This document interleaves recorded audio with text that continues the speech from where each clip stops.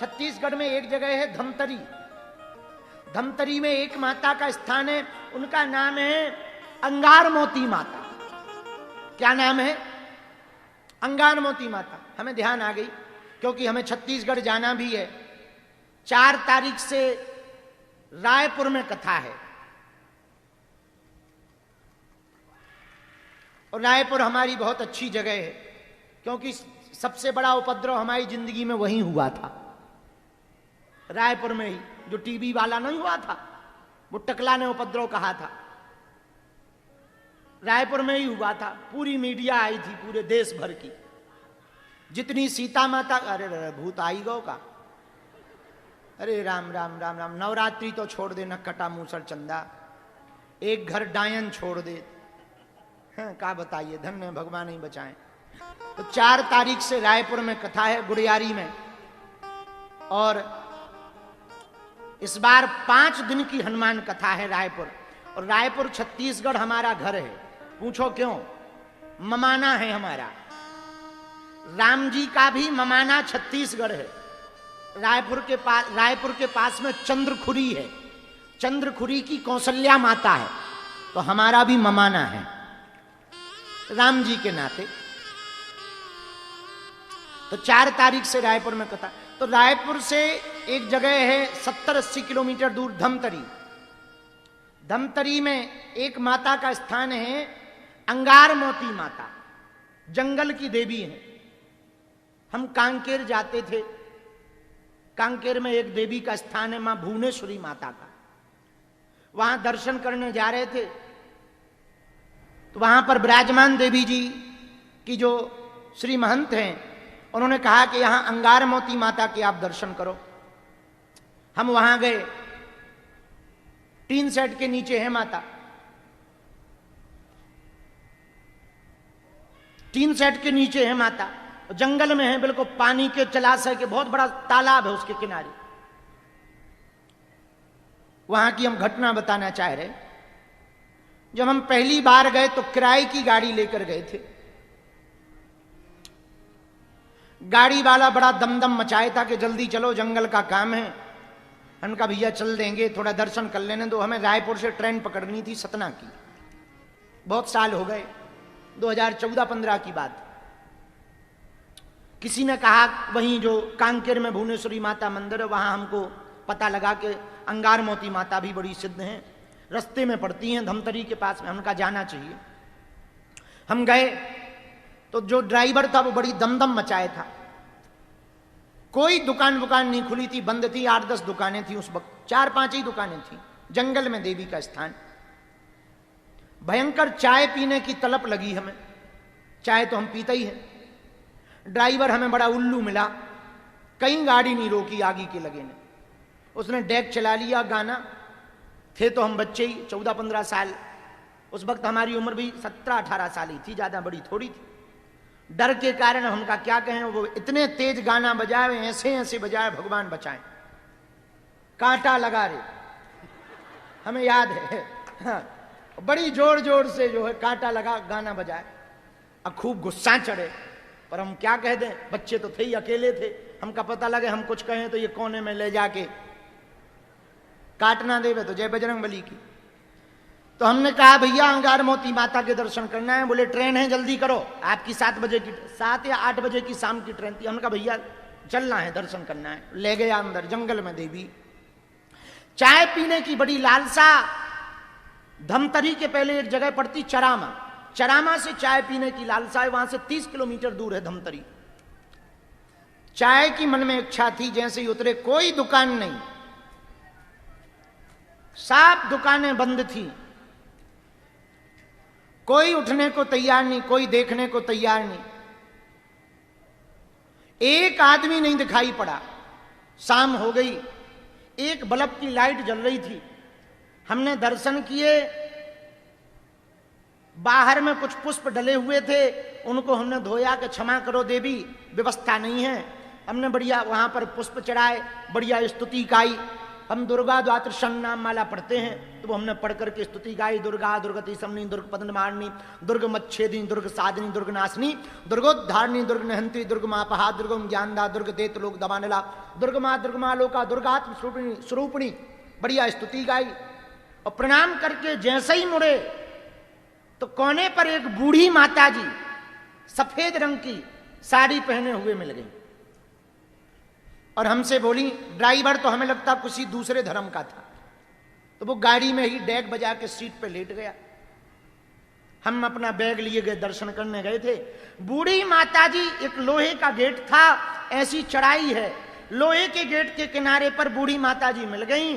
बोली, बेटा कहां से आए? हमने कहा, माता जी मध्य प्रदेश के छतरपुर जिले से आए हैं, बागेश्वर धाम है, वहां के सेवक हैं, सेवा करते हैं, दास हैं। अच्छा आओ बैठो। एक छोटा सा थैला लिए थी वो, हमें आज तक वो बात नहीं भूलती।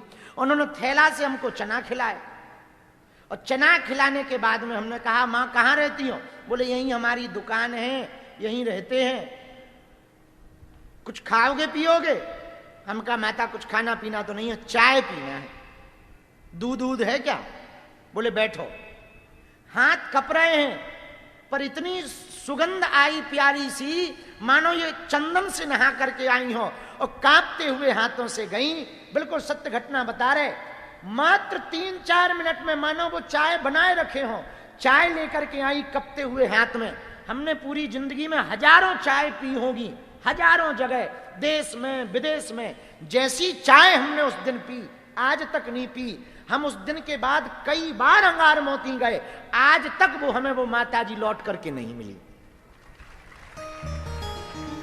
आज तक लौट कर हमको माता जी वो नहीं मिली। हम उन्हीं को देखने हर बार जाते हैं, अंगार मोती आज तक हमको नहीं मिली। जब भी हम छत्तीसगढ़ जाते हैं तो कांकेर भुवनेश्वरी भी जाते हैं और अंगार मोती माता भी जाते हैं। पर भैया हमारे जीवन में जो वो घटना घटी, उस दिन के बाद हम सोचती रहे पूरे रास्ता भर, इतने जंगल में बूढ़ी माता अकेली कैसे रहती होगी, क्या करती होगी।